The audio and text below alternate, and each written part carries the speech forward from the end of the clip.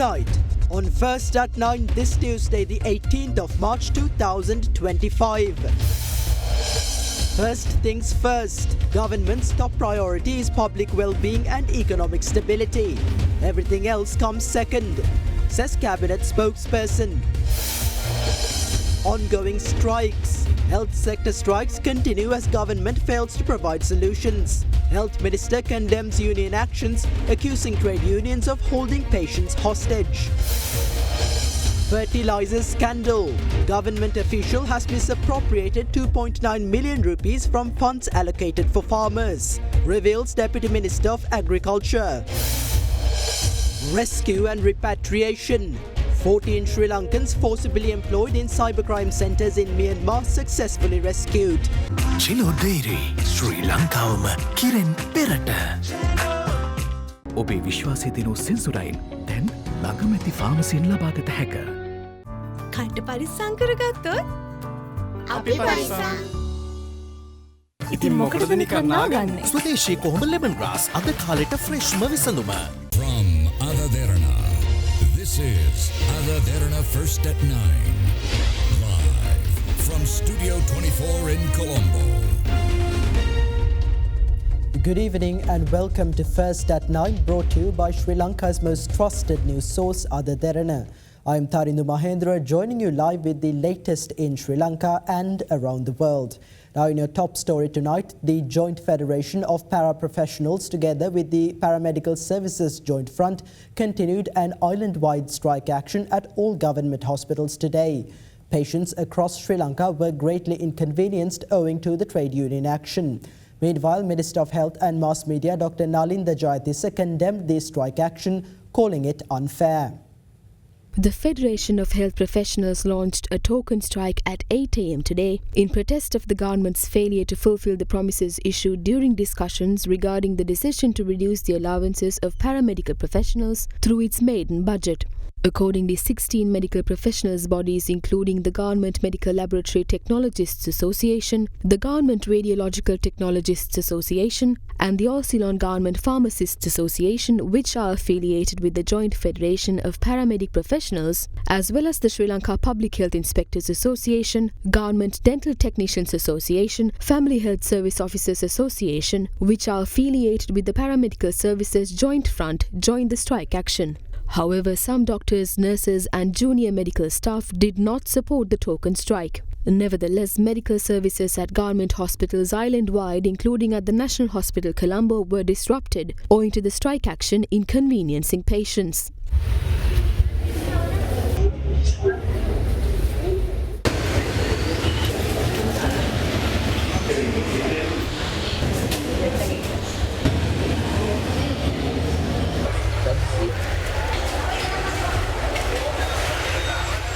The public who sought services from family health services officers and public health inspectors too were inconvenienced, as the Sri Lanka Public Health Inspectors Association and the Family Health Service Officers Association joined the token strike. However, the All Ceylon Medical Laboratory Technologists Association engaged in duties as usual today, deciding not to support the strike action. The strike was not in effect at children's hospitals, maternity hospitals or cancer hospitals.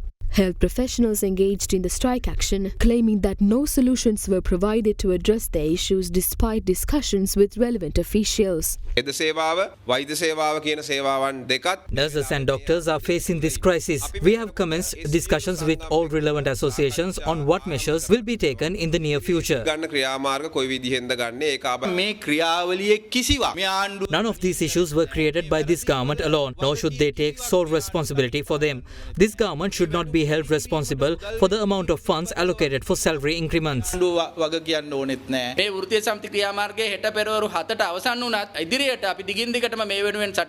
Against this backdrop, Minister of Health and Mass Media Dr. Nalinda Jayatissa commented on the token strikes in Parliament today.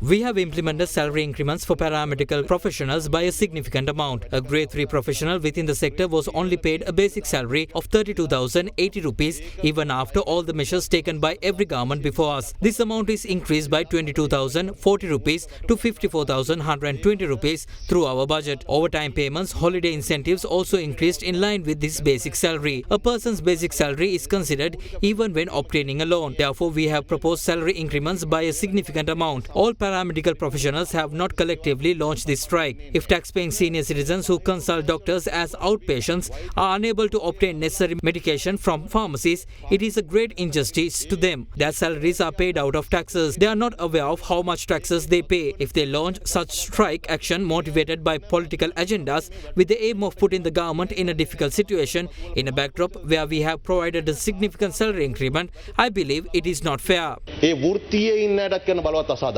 පිරිපුන් ජීවිතයකට ඔබ සමගින් පෙරට Union Assurance. චන්දුරුසුමේ කාගෙන් වන අපේ සිංහ TV සඳහා සුපිරි deal. Deputy Minister of Agriculture Namal Karunaratne revealed in Parliament that 2.9 billion rupees allocated for farmers has been stolen by a government official.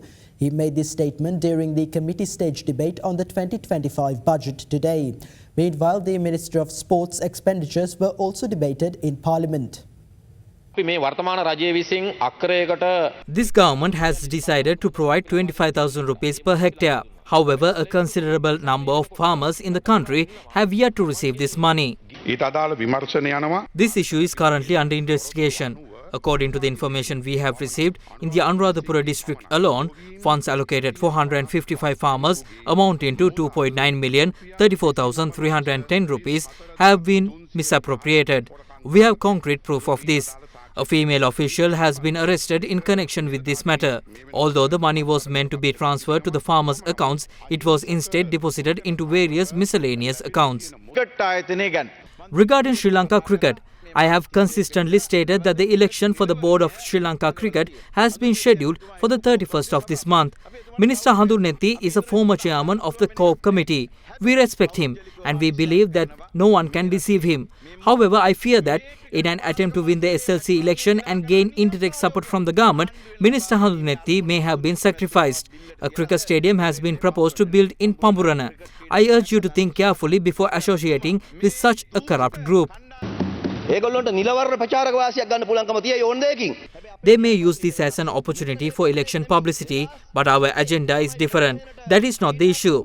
In 2007, a sports institute was proposed for Polhena.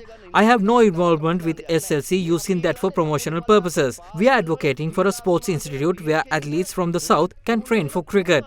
A stadium was constructed in Suryavava as a gift for completing the Hambantota port. However, no teams are currently playing at the Suryavava ground. We did not succumb to money back then, we do not now, and we never will in the future. I give you my guarantee. In 2014, 3 rugby players were brought in from Fiji to help win matches. This later became an issue with the World Rugby Committee, which fined Sri Lanka £50,000. To this day, Sri Lanka is paying £5,000 per annum for that penalty. Not only the Fijian players, but if you examine the situation closely, there are currently 11 players with dual citizenship playing in the national team. This is another aspect of expanding our sports sector and competitive sports by engaging third-generation Sri Lankans.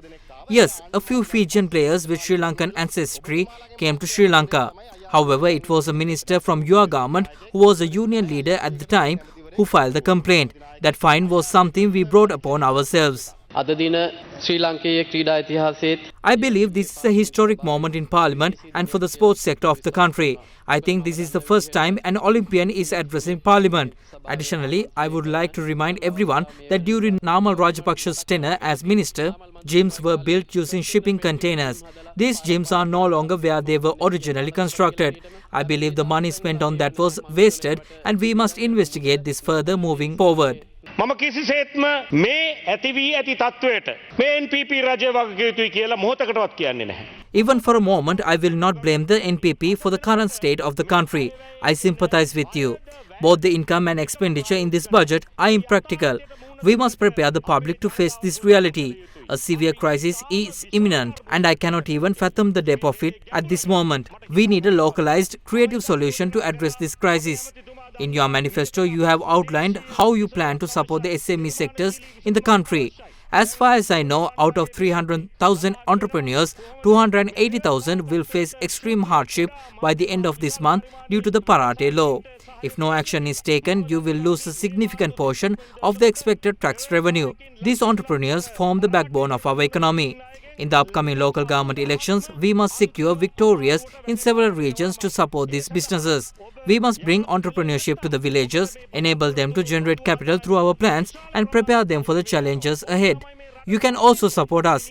If we win key local government authorities, the pressure on the central government will ease slightly. I would like to help again wholeheartedly to support you, and we have to infuse creativity to the state. Then only you can take the decisions so that we can move our economy forward.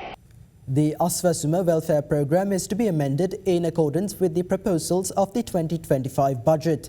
Accordingly, the period of entitlement for benefits under the transitional social category is to be extended until the 30th of April 2025. The monthly payment provided to persons with disabilities and kidney patients is to be increased from 7,500 to 10,000 rupees, and the monthly payment provided to elderly persons from 3,000 to 5,000 rupees from April 2025. Meanwhile, the period during which payments are provided to persons with disabilities, kidney patients and elderly persons is to be extended until the 31st of December 2025. Additionally, even though the payment of allowances under the transitional social category will cease after April 2025, the period of payment for disabled persons, kidney patients and elderly persons of these families is to be extended until the 31st of December 2025. Finally, benefits are to be paid until the 31st of December 2025 to eligible persons with disabilities and kidney patients who have recently submitted applications for the Aswesuma scheme. The relevant proposal received approval from the Cabinet of Ministers. Fast track your career from O levels with eSoft. ඩයිබටසෝල් සීනිවලින් පරිස්සම්වන ඔබට අමතක නොවන පෝෂණය. Kelani wire කිසිගින්නක් නෑ. කිසිගින්නක් නෑ. Kelani Fire Shield Wire. Chairman of the Samagi Jana Balawegaya, Imtiaz Bakir Markar, has stepped down from all of his positions within the party, including the SJB chairmanship. With that, here are some thoughts shared in the political arena today. The JVP concealed their true intimidating identity by altering the colour and symbol under which they contested elections. This is how they deceived the public during the presidential election. Since they have failed to fulfill their pre-election promises, they have now directed public attention to separate issues such as the Batalanda controversy. The people are also following their lead. It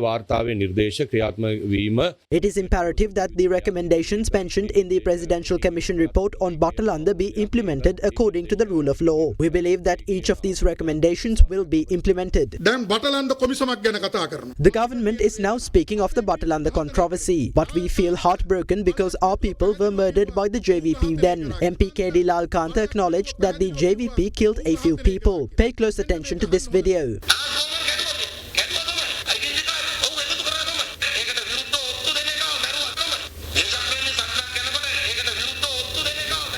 This is what they call a patriotic battle. They have murdered 147 people, including top members of the National Employees Union and some people of the middle class. In my opinion, if the government intends to continue investigations on the commission report, MP KD Lal Kanta should be interrogated at first as a witness. He accepted that the JVP murdered those who provided privileged information or those who interfered with their operations. He should be the first person to be summoned before the courts. It is a well-known fact that this commission is unable to punish the real perpetrators. Former President Ranil Wickremesinghe is no longer a member of parliament. In that case, why does the government fear this one individual so much? Now, it is reported that India's Adani Group is interested in resuming its renewable energy wind farm projects in Sri Lanka despite its withdrawal in February this year.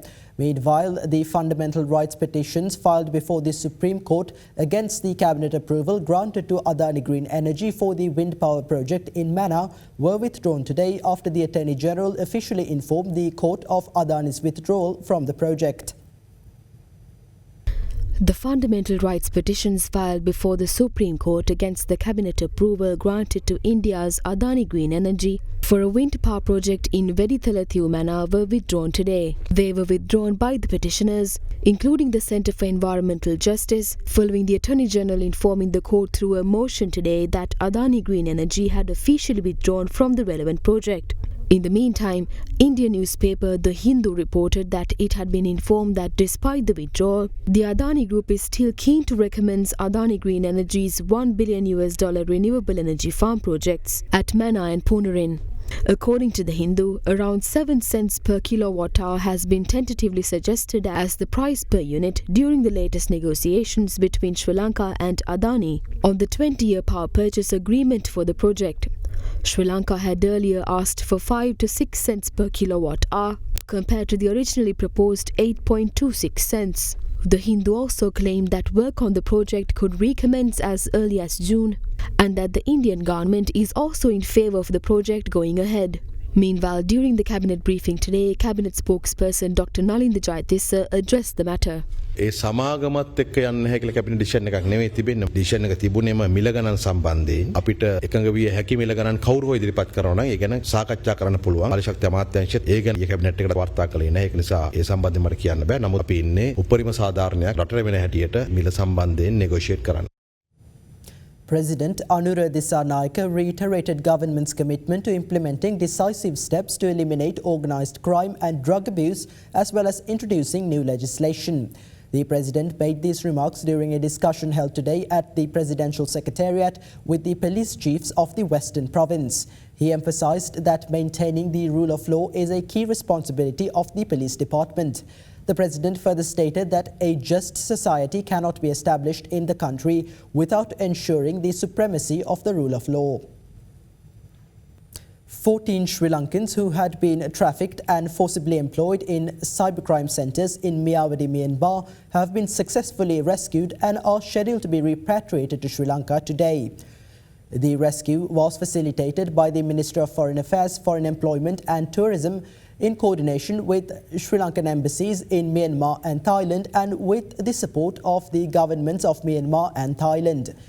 The development follows Foreign Minister Vijitha Herath emphasising the need for urgent assistance for the rescue and repatriation of the trafficked Sri Lankans during a recent telephone conversation with Myanmar's Deputy Prime Minister and Union Minister of Foreign Affairs and Thailand's Minister of Foreign Affairs. The Sri Lankan Foreign Ministry extended its appreciation to the governments of Myanmar and Thailand as well as the International Organisation for Migration for their assistance.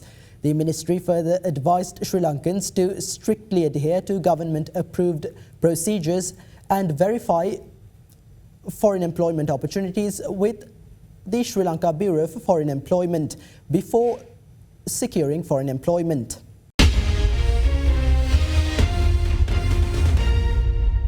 Welcome back. Now, Cabinet spokesperson Minister Dr. Nalinda Jayatissa says the government's primary focus is on resolving issues regarding the people's standard of living and economic stability.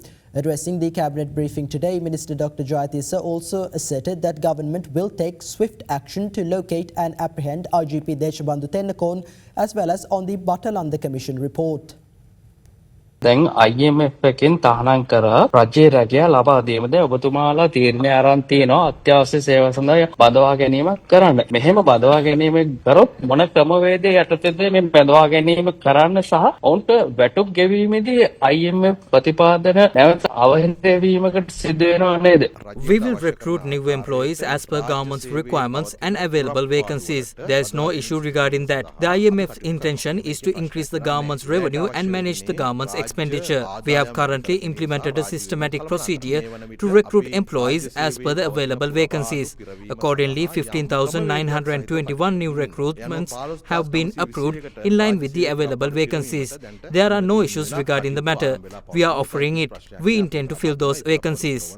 ඊළඟ linear accelerator දැන් මේකේ තියෙනවා 2017 ආපු audit report එකක්. ඒකේ තියෙන්නේ machine ඔක්කොම මේ තැන් තැන් වල ගොඩ ගහලා ඒකට වෙච්ච විනාශය මේ ක්‍රියාවලිය ඇතුළේ There are a number of issues in this procedure. There were problems at phase 1 too, but we have moved forward with it. During the first phase of the procedure regarding the linear accelerators machines, there was a contradiction in the suggestions by the Health Ministry and the Institution of Cancer Specialists assisting in the matter. And during that time, the rest of the world had moved forward with technology, but we were ready to purchase the old machinery. Funds have been allocated to upgrade the machinery purchased during the first phase. An internal investigation is being carried out to look into medicine records carried out by medicine companies with the assistance of government institutions. We have already made certain findings through that investigation. We will bring the responsible individuals before the law, but the final report of the investigation has not been submitted yet. අවසන් වාර්තාව ලැබිලා නැහැ. වැඩතහනකට ලක් වෙලා ඉන්න පොලිස්පති සම්බන්ධයෙන් රජය හැටියට මොකක්ද එතුමා සම්බන්ධයෙන් ගන්න පියවර? රජයේ තීන්දුව අනුව අපරාධ 6 teams of the Criminal Investigation Department are in search of him in accordance with the government's decision. The government is trying to arrest him. The court order was issued prohibiting him from serving as the IGP.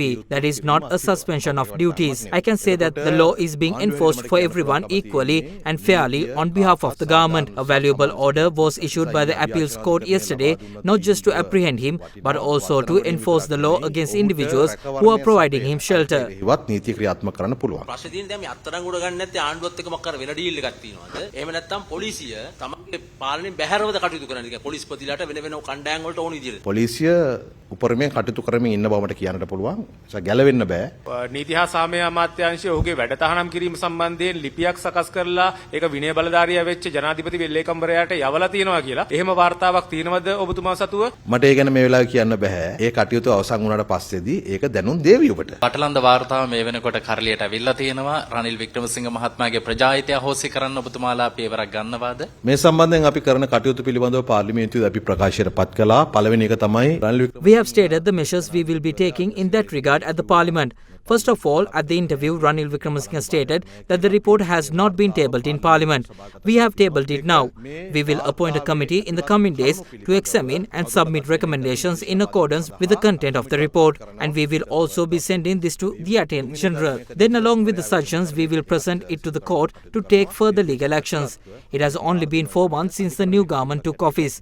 We believe that the main concern that has to be resolved first is the issue regarding people's standard of living and economic stability. We have also focused on democracy and protecting human rights. We are hoping to attend to all these concerns, but first we want to prioritize the issues that concern people's lives. All of these have to be done systematically and we need time for that. A country cannot be run by providing solutions to every issue that arises. issues වලට face කරලා රටක් දුවන්න බෑ. ඊයේ තිබ්බ ප්‍රවෘත්ති සාකච්ඡාවකදී උදේ ගම්මන්පිල හිටපු මන්ත්‍රීවරයා සඳහන් කරනවා ජනතා විමුක්ති පෙරමුණේ 1900කට වැඩි පිරිසක් ඝාතනයට ලක් වෙලා තියෙනවා කියලා මේ වාර්තාවේ සඳහන් වෙනවා කියලා ඒක ඔබතුමාලා පිළිගන්නවද? They have run the government too. People who are directly or indirectly associating with the UNP are making statements in the intention of protecting Ranil Wickremesinghe and his associates. Ranil Wickremesinghe himself paved the way. We have taken measures regarding that. අරගෙන තියෙනවා. Government has approved the provision of financial subsidies for fertilizer for farmers for the 2025 Yala season. Meanwhile, the draft bill to amend the Personal Data Protection Act is to be published in the Government Gazette and subsequently submitted to Parliament for concurrence. With that, here's more on these and other decisions taken during this week's Cabinet meeting.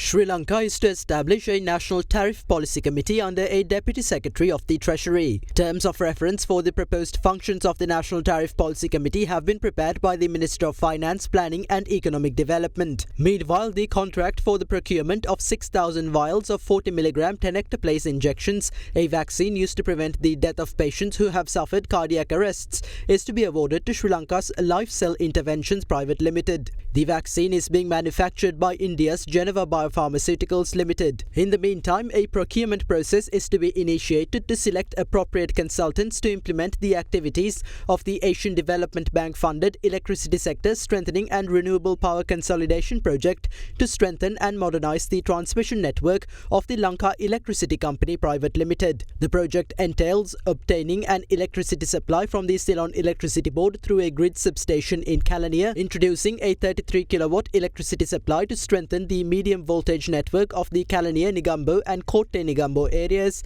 converting identified sections of the Kalaniya and Kotte Nugegoda areas to underground cable networks, implementing the 11 kilovolt automatic feeder system reconfiguration project in Kotte, Nugegoda, Moratuwa and Kalutara, and implementing a supervision control and data extraction system and network automation system. Meanwhile, the Personal Data Protection Amendment Bill to amend the Personal Data Protection Act No. 9 of 2022 is to be published in the Government Gazette and subsequently submitted to Parliament for concurrence. The bill has received the Attorney General's clearance. In the meantime, R.P.H. Fernando is to be appointed the Commissioner General of Inland Revenue and H.M.D.N.K. Vataliyadda is to be appointed the Commissioner General of Labour. Meanwhile, government is to provide financial subsidies for fertiliser for farmers for the 2025 Yala season. Accordingly, 25,000 rupees is to be provided per hectare for a maximum of 2 hectares for paddy cultivation on paddy fields. Meanwhile, 15,000 rupees per hectare is to be provided for up to 2 hectares for the cultivation of other field crops on paddy fields as decided in season meetings.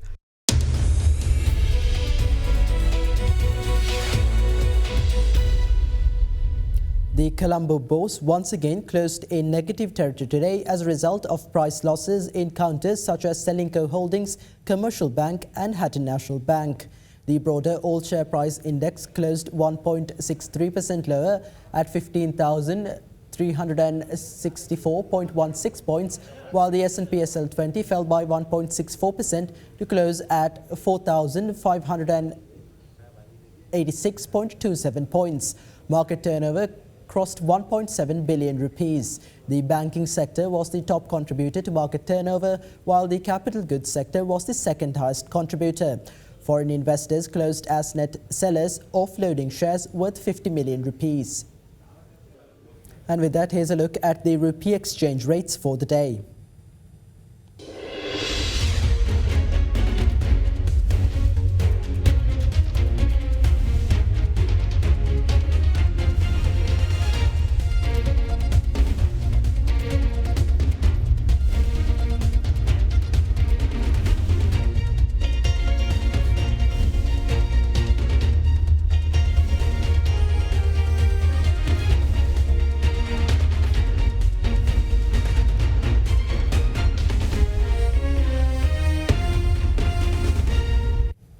And that's all for tonight on First at 9. For the latest developments around the clock, stay in touch with Ada Derana, the Sri Lankan news brand of international excellence. Thank you and have a good night.